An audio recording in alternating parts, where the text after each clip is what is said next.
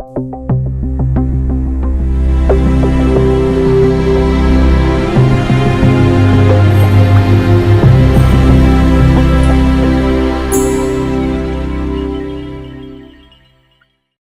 vamos a hablar del libro tal vez menos entendido y menos leído de toda la Biblia, que es el libro de Levítico, en esta lección número 15 de la introducción al Pentateuco.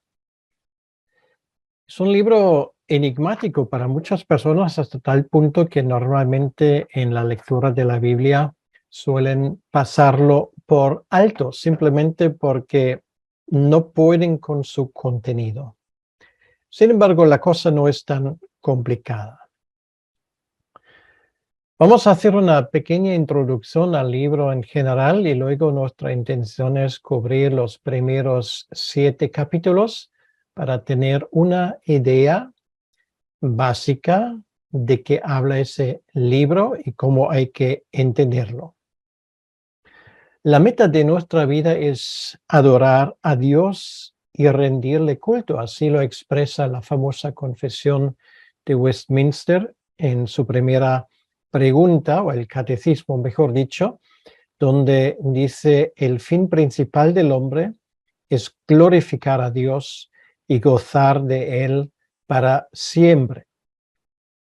Tenemos que entender que en el mundo invisible, en el cielo, hay un culto perpetuo. Una idea de lo que significa esto tenemos del libro de Apocalipsis. Apocalipsis habla y menciona los objetos de culto que conocemos del libro de Levítico. Tanto en Apocalipsis como en Levítico se nos habla de los sacerdotes o del sacerdocio, del trono de gracia, del candelabro, del incienso.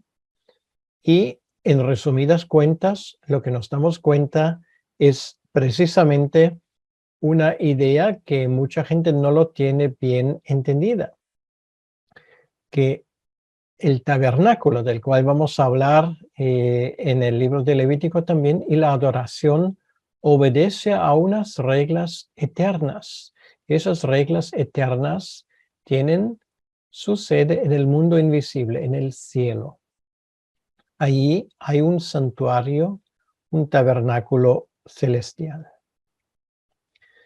Desde que el hombre cayó, tal y como nos cuenta esto el libro de Génesis,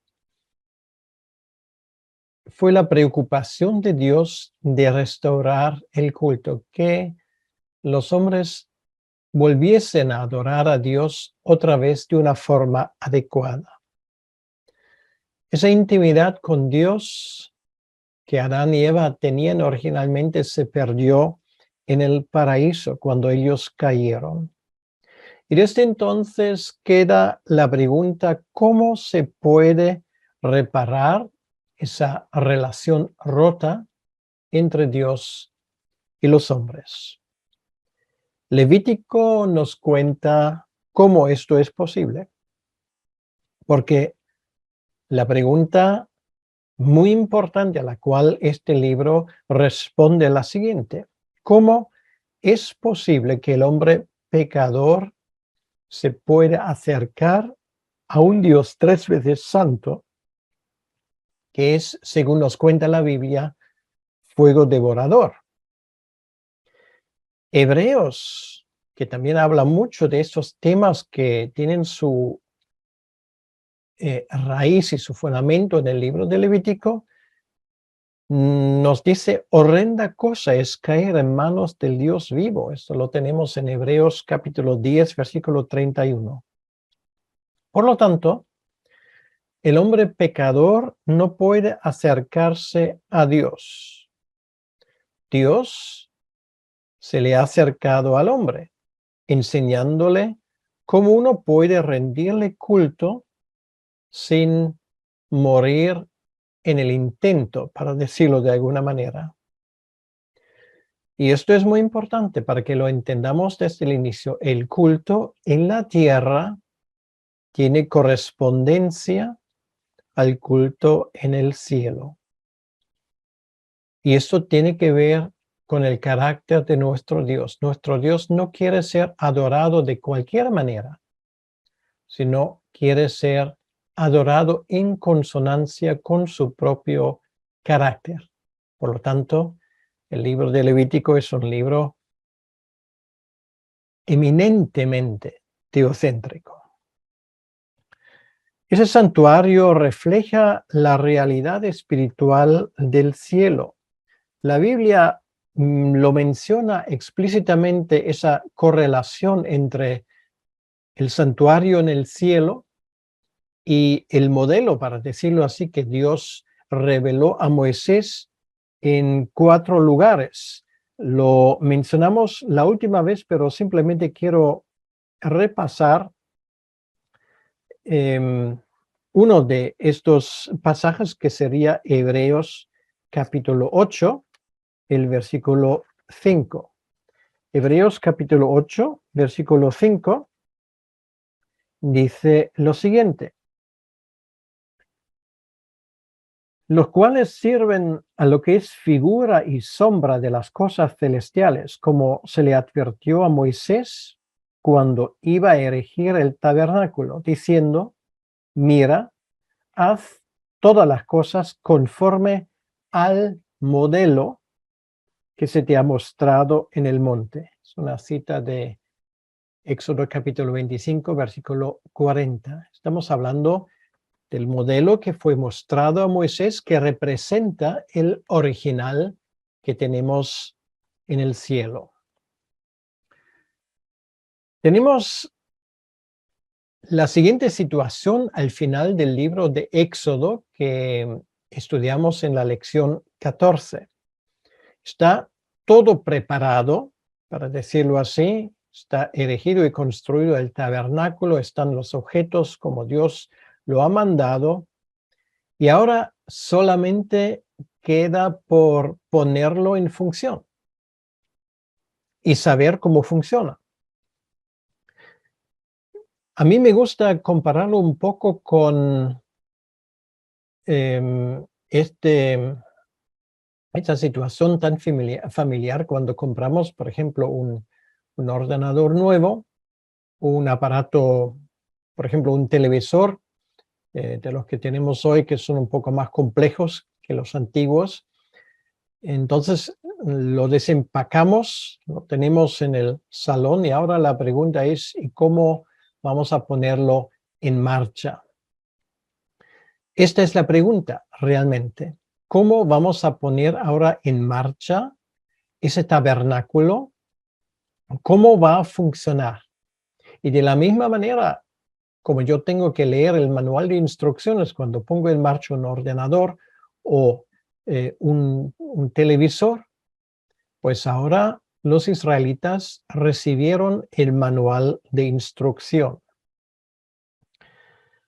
En el libro de Levítico hay una serie de palabras que son importantes. Por ejemplo, la palabra redención, la palabra sacerdote, el tema de los sacrificios y el tema sobre todo de la santidad. La palabra santo o santidad es una palabra clave en ese libro de Levítico. El significado en hebreo es originalmente cortar, tiene que ver con cortar o apartar. Quiere decir, cuando se dice que Dios es santo, esto quiere decir que está completamente apartado del resto, de todo lo que es pecaminoso. Cuando la Biblia dice que un objeto, una persona es santa, quiere decir que esa persona fue apartado exclusivamente para el uso divino. Bueno, de esa palabra nos vamos a encontrar varias veces, y es por eso que el versículo clave del libro de Levítico es el versículo que sale en el capítulo 11, versículo 44. Seréis santos porque yo, vuestro Dios, santo soy. Y si aún no lo sabemos, sería bueno memorizarlo. Levítico 11:44. Santo, como acabo de decir, significa apartado para el uso especial de Dios. Ahora, al inicio del estudio de ese libro, vamos a hablar un poco, muy brevemente, del título. El título, de nuevo, es una traducción de la Septuaginta, esa primera traducción al griego del Antiguo Testamento, y significa simplemente lo que pertenece a los levitas, o sea, el libro de los levitas. Aunque es cierto que el libro es un manual para los sacerdotes, como acaba de decir, de la tribu de Leví, muchos de sus leyes afectaron directamente la vida de los israelitas.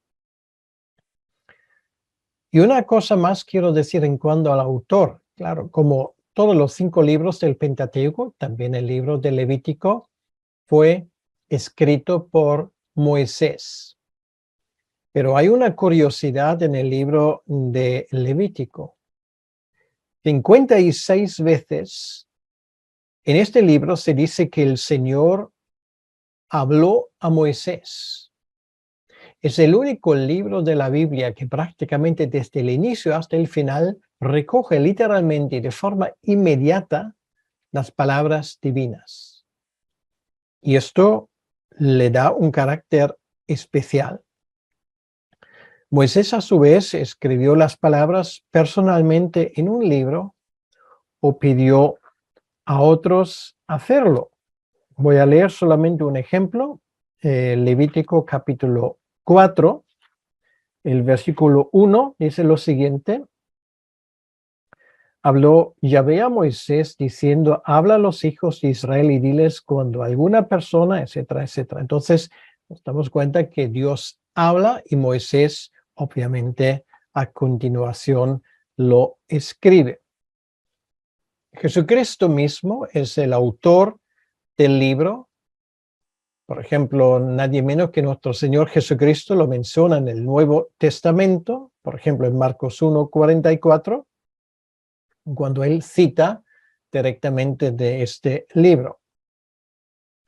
No hay ningún otro libro de toda la Biblia que está dictado prácticamente de forma literal de parte de Dios.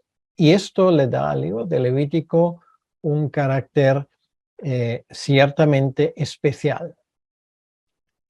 Ahora, eso sí, ningún libro del Antiguo Testamento, bueno, ningún libro de toda la Biblia, le plantea un desafío mayor al lector moderno. Hace falta cierta imaginación para poder entender las ceremonias y los ritos descritos en este libro. Sin embargo, es muy importante a que entendamos todo esto, y es por 2 razones. Primero, estos ritos nos enseñan lo que era importante en los ojos de Dios, porque tiene que ver con su carácter. Y en segundo lugar, las mismas ideas forman la base del Nuevo Testamento. Sobre todo lo que tiene que ver con nuestra redención, las ideas de pecado, de sacrificio, de redención. No hay otro libro en toda la Biblia que contiene más capítulos donde Dios habla directamente que el libro de Levítico. Éxodo termina con una nube de gloria. El Señor ya finalmente está en su tabernáculo. Y ahora surge la pregunta, ¿y qué es lo que Dios va a revelar ahora? Ahora, lo que sigue en la Biblia, en Levítico, en estos primeros capítulos, no es una historia emocionante, sino una descripción de sacrificios que a primera vista parece muy aburrida. Todas las instrucciones de los sacrificios nos llevan a una conclusión importante. Esto era la única manera de salvarse del pecado. Estas instrucciones tenían que ser cumplidas a rajatabla y no sirvieron simplemente para entretener a la gente o mantenerles ocupados. Esto era vital, era crucial, no solamente para adorar a Dios correctamente, sino para su propia sobrevivencia. Las reglas de los sacrificios nos enseñan lecciones importantes sobre el sacrificio de Jesucristo. De hecho, estas leyes tenían que preparar a Israel precisamente para la redención de Jesucristo. El libro de Levítico forma parte del pacto de Sinaí. Y hay algunos conceptos más que me gustaría mencionar que son muy importantes en ese libro. Por ejemplo, Dios está presente entre su pueblo. Dios no es un Dios lejano, es un Dios que está presente de una forma notable por el sonido que produce, por lo que se ve, los fenómenos. Y en segundo lugar, lo que ya mencionamos, Dios es un Dios santo. Y por lo tanto, su pueblo también tiene que ser santo. Y ahí surge el problema, porque el hombre precisamente es pecador. Y por eso no puede acercarse ni convivir con un Dios santo. El contacto de un Dios santo y un hombre pecaminoso resulta en muerte para el hombre de forma irremediable. Ahora, la única forma de salvar al hombre sin comprometer la santidad de Dios es el principio de la sustitución.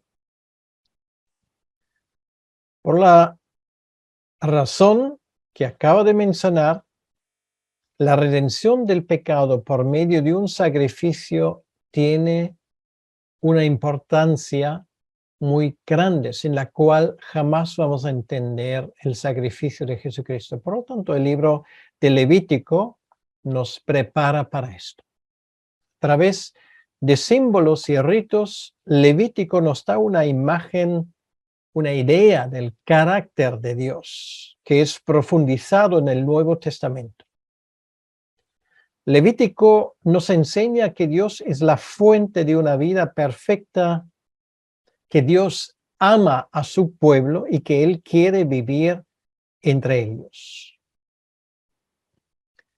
Atrapados entre el Dios Santo y sus propios pecados, el hombre y el pueblo necesita redención. Esta es la idea. Y ahí tenemos una de las enseñanzas más básicas de este libro. Preparar a la humanidad para la venida y el sacrificio de Jesucristo en la cruz. Su muerte, como nos dicen los evangelios, significa redención para muchos. Por ejemplo, Marcos 10:45 nos lo dice.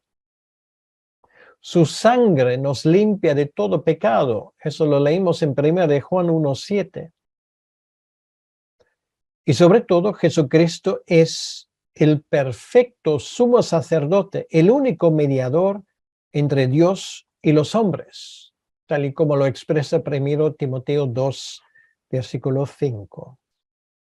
Todos estos conceptos, que no son familiares del Nuevo Testamento, vienen del libro de Levítico. Levítico nos habla y nos demuestra la profundidad de nuestro pecado, pero también la magnitud del sacrificio de Cristo. Quiere decir, es que no hay un libro en el Antiguo Testamento que no hable tanto de nuestra redención en Jesucristo. En una docena de versículos en los primeros capítulos leemos que el israelita tenía que poner su mano sobre la cabeza del animal de sacrificio. Por ejemplo, lo tenemos en Levítico capítulo 1, los versículos 4 al 6. Ese imponer de las manos fue símbolo de identificación. Los israelitas sabían que los animales de sacrificio murieron en su lugar. Imponer las manos a un animal daba al israelita un contacto directo con el sustituto. Y así aprendemos de Levítico una lección sumamente importante. De la misma manera como los pecados de los israelitas significaron la muerte para los corderos, de la misma manera nuestros pecados llevaron a Jesucristo, el Cordero de Dios, a la cruz del Calvario. Ahora, vamos a ver el santuario y cómo debería funcionar. Empezamos con el capítulo 1. En Levítico 1 se nos presenta el primer sacrificio. Su nombre en hebreo es Olá y literalmente traducido su significado es un holocausto. Hay tres tipos diferentes de holocaustos. Un holocausto vacuno, en los versículos 3 al 9, un holocausto ovino, 10 al 13, o avícola del 14 al 17. Ahora, ¿en qué consistió la diferencia entre estos sacrificios? Era cuestión del poder adquisitivo de cada persona. Los ricos escogerían un buey, la clase media escogería una oveja y los pobres, los que no tenían más medios, una paloma.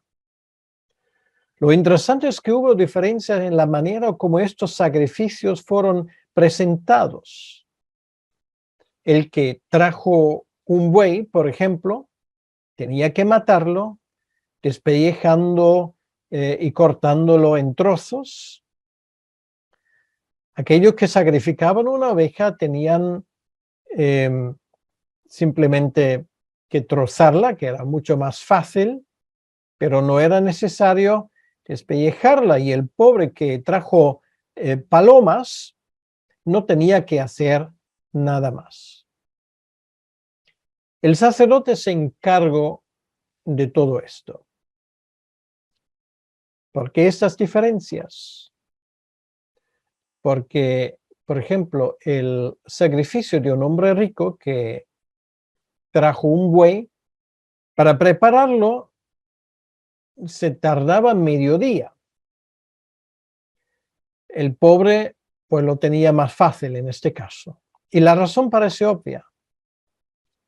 El rico estaba en mayor tentación de pecar y Dios quería que eso tardase algún tiempo para preparar ese sacrificio, para nunca olvidar el coste implicado.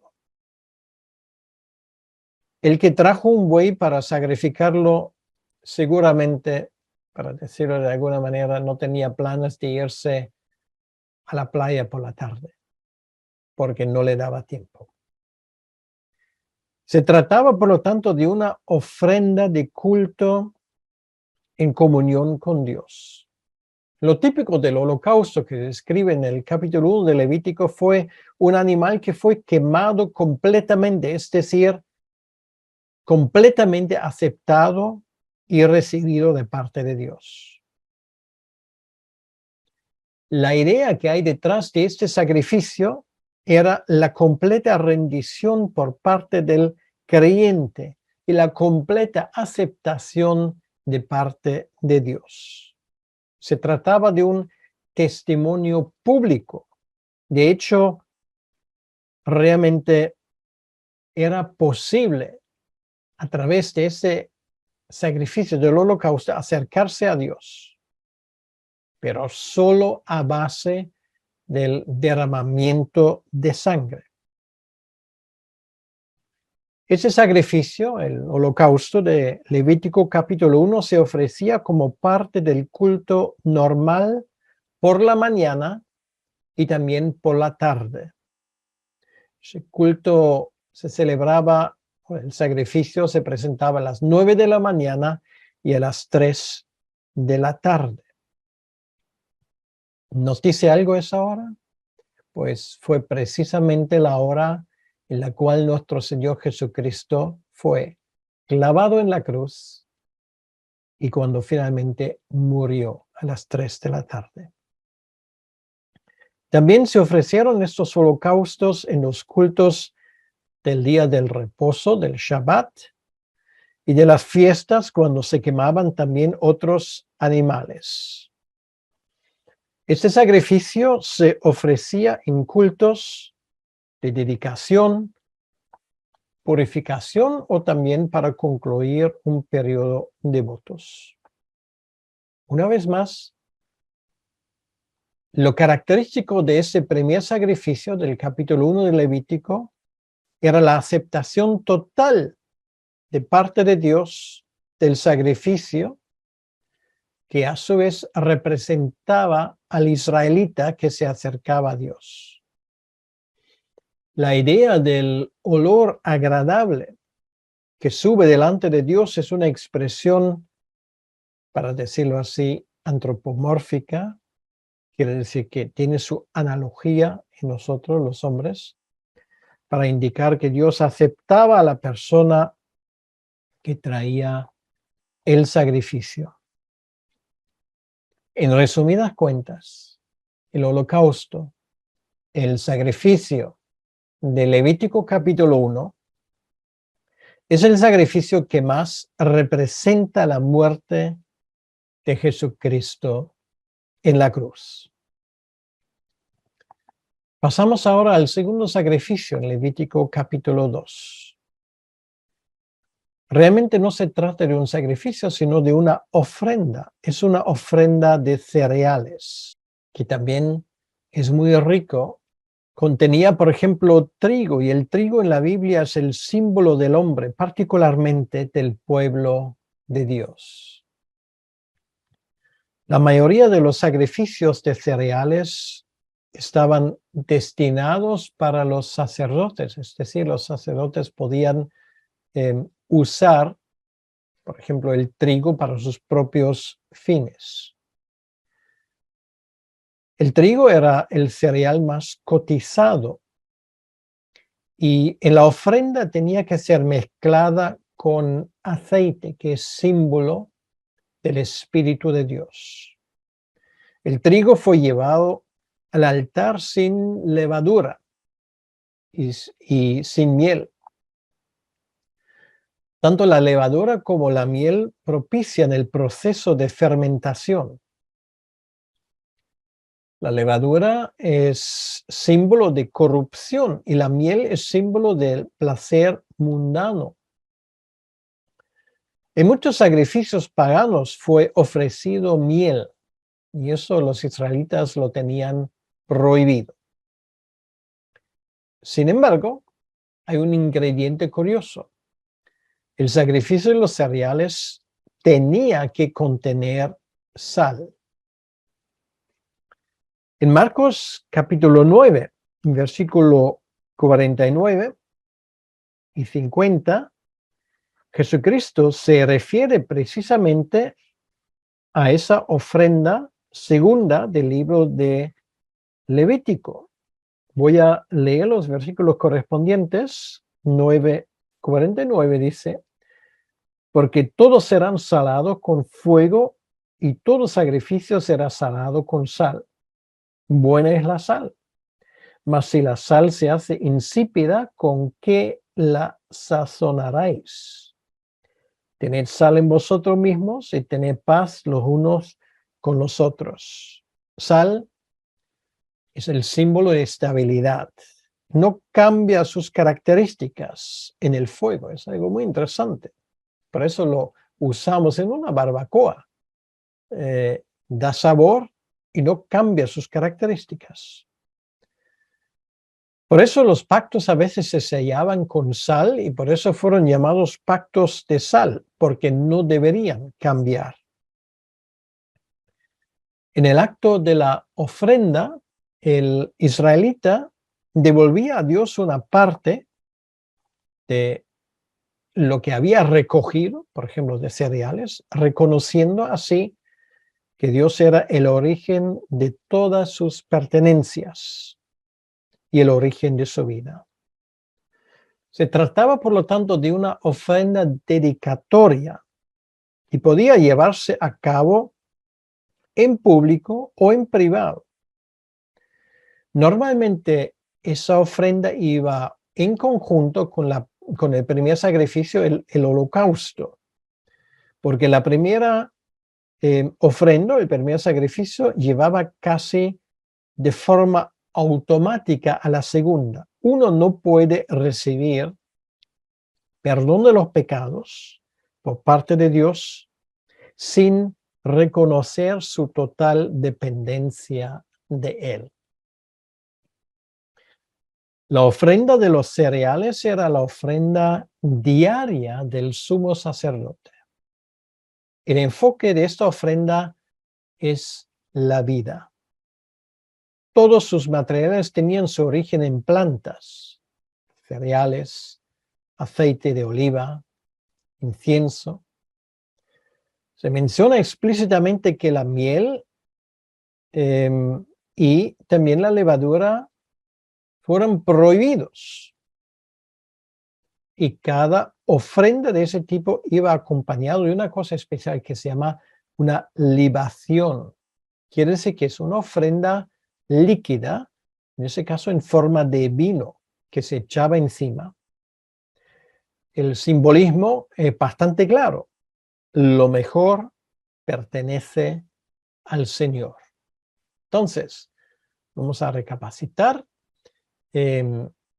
Primero el holocausto, esto es lo que tenemos en Levítico capítulo 1. Luego el segundo es una ofrenda cereal que va junto con el primero que habla de dedicación y de dependencia. Eso nos lleva al tercer sacrificio que tenemos en Levítico capítulo 3. Es lo que se llama el sacrificio de paz.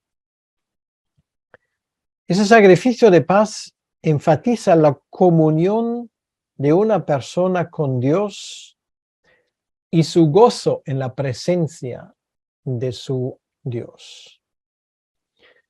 Después de presentar una ofrenda de paz, la persona correspondiente podía compartir esa carne con su familia o con amigos. Es la única ofrenda de los 5 que nos presentan la Biblia donde esto era posible. Los holocaustos fueron quemados completamente. Las otras ofrendas fueron por parte quemados y por parte estaban destinados para los sacerdotes, pero el israelita no podía comer. Con esa tercera ofrenda, ese tercer sacrificio, sí que el israelita también podía participar.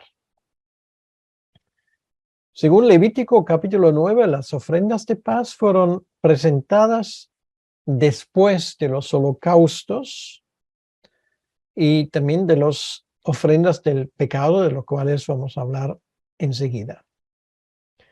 Esto nos enseña lo siguiente. Después de remediar las consecuencias del pecado y la santificación, viene la comunión con Dios. Del arrepentimiento tenemos que llegar al gozo de estar en la presencia de Dios. Por lo tanto, y como nos podemos imaginar, esa tercera ofrenda, ese tercer sacrificio, es una ofrenda alegre. El israelita podía celebrarla juntamente con sus amigos y la congregación que estaba en paz con Dios. Se celebran los efectos del perdón de los pecados y los beneficios de parte de Dios que implicaba esa relación. Sin lugar a duda, una ofrenda agradable, alegre. Podríamos incluso decir era una barbacoa en la presencia del Señor. En la ofrenda de paz, los intestinos, la grasa y la sangre pertenecían a Dios, porque cada uno tiene su simbolismo y era, por ejemplo, la sangre representa la vida, la grasa simboliza lo mejor y los intestinos simbolizan la voluntad de la persona. Todo esto se le dedica a Dios. Lo que hay detrás es lo que se expresa en la primera tabla de los 10 mandamientos. Servir a Dios con todo corazón, con todo entendimiento, con toda alma y con todas nuestras fuerzas. Luego, el hombro derecho y el muslo derecho pertenecían al sacerdote. El israelita y sus amigos, familiares, podían comerse el resto en un banquete alegre. También el resto de la congregación podía participar libremente, sobre todo los pobres. Normalmente era la única ocasión en la vida de un israelita cuando podía comer carne. No era muy de costumbre en Israel. Había 3 ofrendas de paz. En primer lugar, tenemos una ofrenda de paz que expresa gratitud. El israelita podía traer el animal como acto de alabanza por las cosas que Dios había hecho en su vida. Mientras que se preparaba el animal encima de las brasas, el israelita declaraba públicamente su agradecimiento, tal vez por medio de un salmo de acción de gracias. El hecho de que muchas personas participaron era muy significativo porque daba testimonio de la generosidad del israelita, que él no quería quedarse con esas cosas para sí mismo, quería públicamente ensalzar el nombre de Dios. El segundo uso de la ofrenda de paz era para compartir públicamente que Dios de alguna manera le había bendecido, o que el israelita simplemente quería expresarle a Dios su gozo y su alegría. En tercer lugar, se usaba esa ofrenda de paz cuando uno acaba de cumplir un voto, una promesa hecha a Dios. Cuando alguien había prometido un sacrificio para apoyar una oración o había un hecho delante de Dios, un sacrificio de paz señalaba que la promesa se había cumplido. Por ejemplo, ese uso lo encontramos en Hechos capítulo 21, versículo 23, cuando Pablo se presenta en el templo y para presentar un sacrificio de paz al final, cuando había cumplido su voto, y luego era el momento cuando fue detenido. Los animales para esa ofrenda eran, como siempre, animales sin defecto. Y este sacrificio, ese tercer tipo de sacrificio, era acompañado por una ofrenda de cereales con su correspondiente libación, que acabamos de escuchar, es el término técnico para una ofrenda líquida en forma de vino. Esa comida en compañía de los demás se llevaba a cabo el mismo día o el día después de la ofrenda. Por lo tanto, la ofrenda de paz era la única de las ofrendas donde el israelita podía comer. Muy importante ahora, la cena de la fiesta de la Pascua era, por lo tanto, un tipo de sacrificio de paz. Cuando, por ejemplo, Jesucristo dice, el que no come mi carne o no bebe mi sangre, pues se refiere a ese tipo de sacrificio.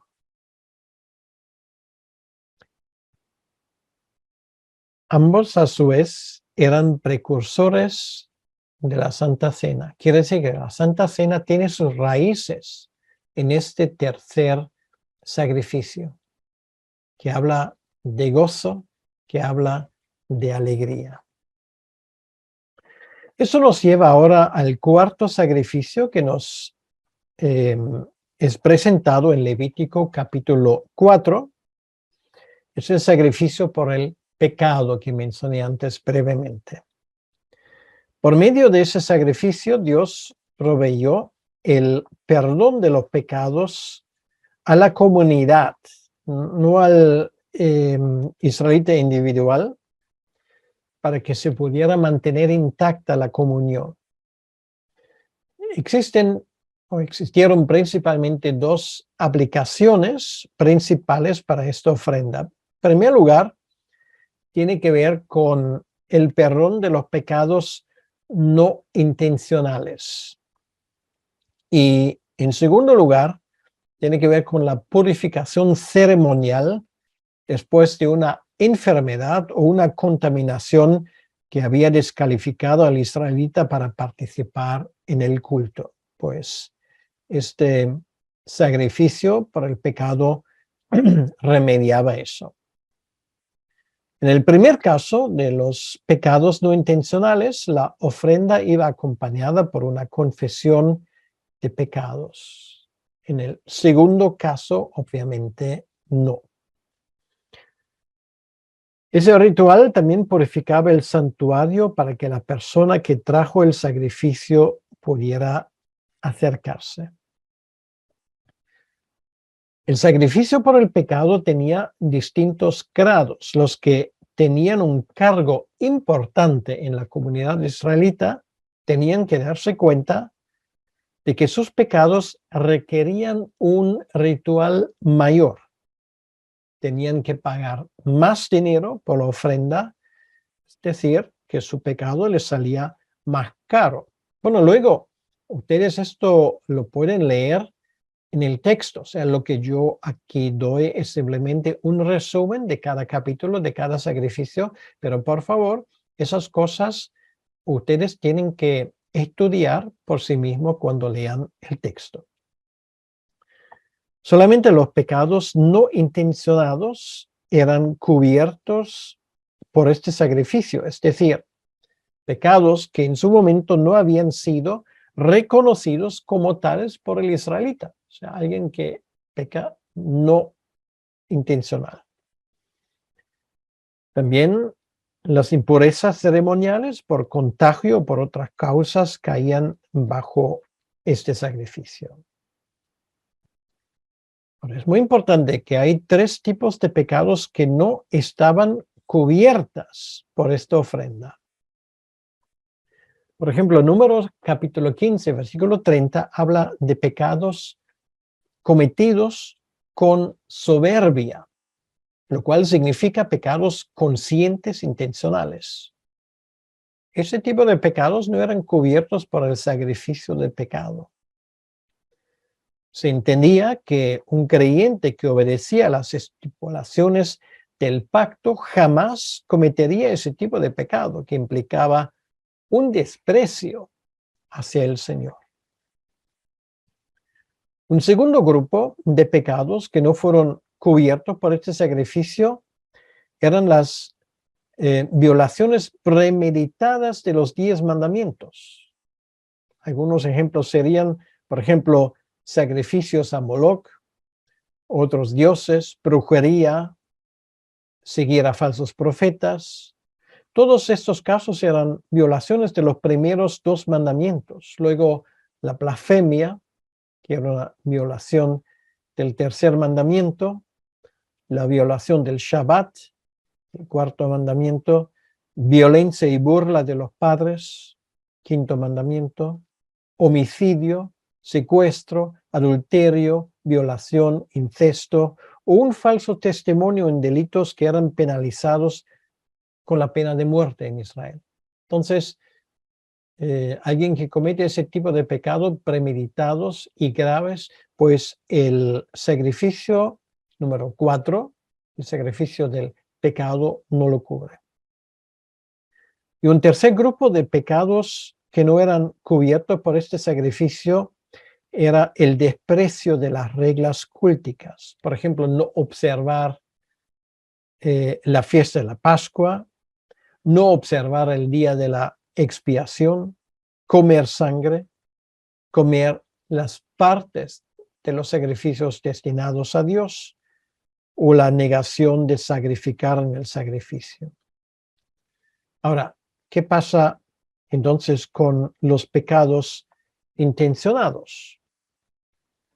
Y ahora viene una cosa que mucha gente desconoce. El Antiguo Testamento no prevé para ellos un sacrificio particular. Si el pecador mostraba un arrepentimiento auténtico, como por ejemplo Pablo en el caso de su adulterio y del homicidio, como se expresa en el Salmo 51, entonces el sacerdote podía interceder en su lugar, apelar a la misericordia de Dios, como David lo hace en el Salmo 51. Y por la intervención divina, entonces estos pecados podían ser quitados. El único sacrificio posible era aquel realizado en el día de la expiación, el Yom Kippur, para todo el pueblo. Quiere decir que la ley de por sí no prevé un sacrificio para pecados intencionales. Y esto es lógico, porque no se pone precio al pecado. No sirve decir, bueno, yo voy a hacer tal cosa, voy a mentir, y luego traigo ese sacrificio y la cosa está arreglada. No, así no funcionaba la cosa. El sacrificio de los pecados no tenía exigencias iguales para todos. De nuevo, había grados expresados por animales diferentes para distintos grupos. Nos llama la atención el orden jerárquico de las ofrendas de purificación. En el ritual de ese cuarto sacrificio, el animal era sacrificado y la sangre esparcida sobre el velo, el altar, a veces también sobre el arca del pacto, dependiendo de la ocasión. El animal era quemado y una parte consumida fuera del campamento y otra comida por los sacerdotes en presencia de los israelitas.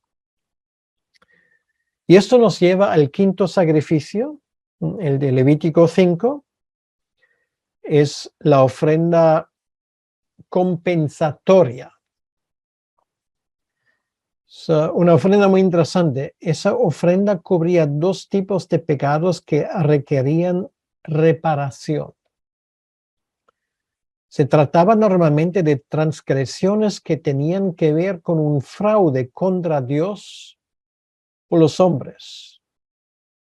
Cuando se descubría el pecado y el autor lo confesaba como responsabilidad suya, podía presentar ese tipo de ofrenda para reparar el daño que había causado a Dios y a los hombres. En este caso, el israelita se declaraba culpable y tenía que efectuar el pago correspondiente. En caso de fraude, por ejemplo, la ofrenda no era suficiente, sino también había que pagar una multa que correspondía al 20% del valor del daño causado, aparte de la restitución.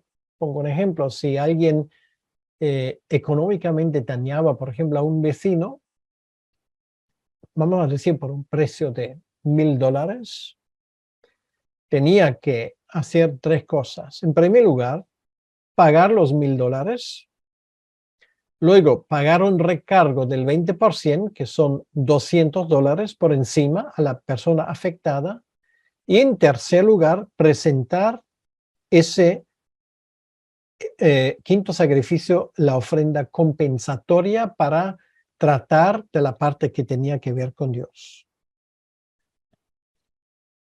Estos eran, por lo tanto, los 5 sacrificios, estos sacrificios que forman, para decirlo así, el corazón del santuario, del culto de Dios en Israel. La frecuencia de los sacrificios y las situaciones específicas serían objeto de otro estudio, vamos a llegar a esto. Pero hoy, de momento, nos quedamos con esto, con estos 5 sacrificios, y sería bueno que usted pudiese recordar qué tipo de sacrificio es cada uno y para qué uso específico sirve. Y luego sería muy interesante también buscar las partes del Nuevo Testamento donde se hace referencia a alguna que otra de esos sacrificios. Ya he dado alguna pista, por ejemplo, con el último, ustedes se acuerdan de Zaqueo, el que engañaba, ese recaudador de impuestos. Según la ley, debería haber devuelto el importe defraudado más un 20%, más tenía que traer el sacrificio correspondiente. ¿Qué dice Zaqueo? Que iba a devolverlo 4 veces. O sea, él iba mucho más allá de lo que la ley en ese caso estipulaba. Ahora, para terminar, todos y cada uno de esos 5 sacrificios se cumplen en la muerte de nuestro Señor Jesucristo en la cruz. Cada uno. Quiere decir, la totalidad de este sacrificio o de esos sacrificios se cumplen en la muerte de Cristo. Cristo es el holocausto, el que restaura nuestra comunión con Dios. Cristo es aquel que expresa con su sacrificio y aplica a nuestra vida la restauración de esa comunión perdida con Dios.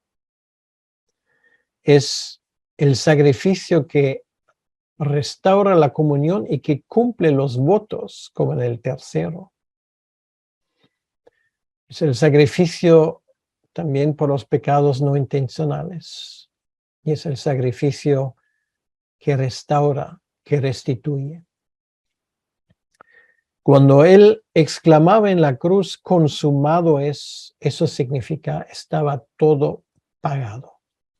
Cada uno de esos sacrificios se cumple en la muerte de Jesucristo en la cruz. Así empieza ese libro de Levítico.